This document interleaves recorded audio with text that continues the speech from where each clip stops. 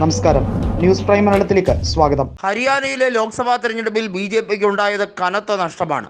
കഴിഞ്ഞ തവണ 10-ൽ 10 നേടിയെടുത്ത BJPക്ക് ഇത്തവണ 5 സീറ്റുകൾ നഷ്ടമായി എന്നുള്ളത് മാത്രമല്ല, ജയിച്ച സീറ്റുകളിലെ ഭൂരിപക്ഷം വളരെ കുറവായിരുന്നു എന്നുള്ളതും എടുത്തു പറയേണ്ട ഒരു കാഴ്ചയാണ്. ഹരിയാനയിൽ വലിയ രീതിയിലുള്ള മുന്നേറ്റം അവിടെ ഭൂപീന്ദർ സിംഗ് ഹൂഡ നേതൃത്വത്തിലുള്ള കോൺഗ്രസിൻ്റെ മുന്നണി സംവിധാനം അവിടെ വിജയിച്ചു എന്ന് തന്നെ പറയേണ്ടി വരും. നിലവിൽ അവിടുത്തെ രാഷ്ട്രീയ സാഹചര്യത്തിൽ ആം ആദ്മിയുമായി ബന്ധപ്പെട്ടാണ് അവിടെ സഖ്യമുണ്ടാക്കിക്കൊണ്ട് തിരഞ്ഞെടുപ്പിലേക്ക് മത്സരിച്ചത്. ആം ആദ്മിക്ക് കുരുക്ഷേത്ര ലോക്സഭാ സീറ്റ് വിട്ടുകൊടുക്കുകയും ചെയ്തു. ലോക്സഭാ തിരഞ്ഞെടുപ്പിൻ്റെ ഫലം വന്നപ്പോൾ കോൺഗ്രസിന് അവിടെ 9-ൽ 5 സീറ്റുകളും നേടിയെടുക്കാൻ കഴിഞ്ഞു എന്നുള്ളത് വിജയകരമായിട്ടുള്ളൊരു കാര്യമായി തന്നെ പറയണം. നമുക്കറിയാം, ഇടക്കാല ജാമ്യത്തിൽ വന്ന ആം ആദ്മി നേതാവും പാർട്ടിയുടെ കൺവീനറും ആയിട്ടുള്ള ഡൽഹി മുഖ്യമന്ത്രി അരവിന്ദ് കെജ്രിവാൾ ഹരിയാനയിൽ ക്യാമ്പയിൻ ചെയ്തുകൊണ്ട് പറഞ്ഞത് 10-ൽ 10 ഇന്ത്യ മുന്നണിക്ക് നൽകാൻ ജനങ്ങൾ തയ്യാറാകണം എന്നുള്ള അഭ്യർത്ഥനയായിരുന്നു. അത് ജനങ്ങൾ കേട്ടു എന്ന് തന്നെ പറയേണ്ടി വരും. എന്നാൽ ഒരു പ്രത്യേക സാഹചര്യത്തിൽ ഇക്വേഷൻ പരമായി ഒക്കെയാണ് അവിടെ വോട്ട് ഷെയറിൽ ഗണ്യമായ കുറവ് BJPക്ക് സംഭവിച്ചെങ്കിലും സീറ്റുകൾ നേടിയെടുക്കാൻ അവരെ സാധിച്ചത്. വോട്ട് ഷെയറിൽ ഹരിയാനയിൽ കോൺഗ്രസിന് ബഹുദൂരം മുന്നോട്ട് പോകാൻ കഴിയുന്ന ഒരു രാഷ്ട്രീയ സാഹചര്യമായിരുന്നു.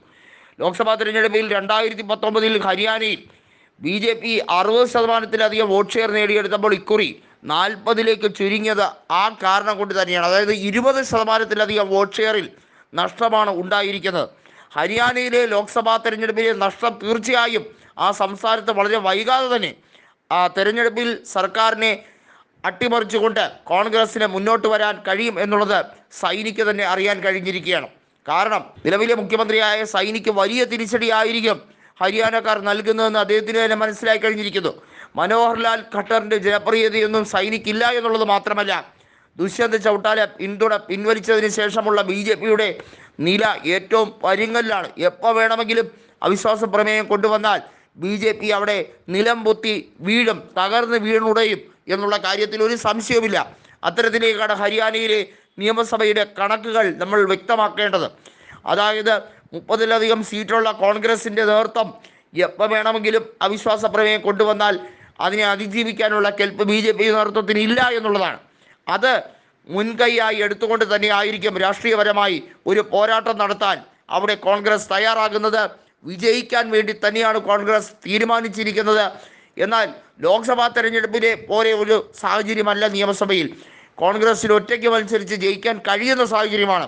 60-ൽ കൂടുതൽ സീറ്റുകളുമായി 3-ൽ 2 ഭൂരിപക്ഷവുമായി കോൺഗ്രസിന് അധികാരത്തിൽ ഏറാൻ കഴിയുമെന്നാണ് സർവേ ഫലങ്ങളിൽ ഇപ്പോൾ തന്നെ മാധ്യമങ്ങൾ വിലയിരുത്തുന്നത്.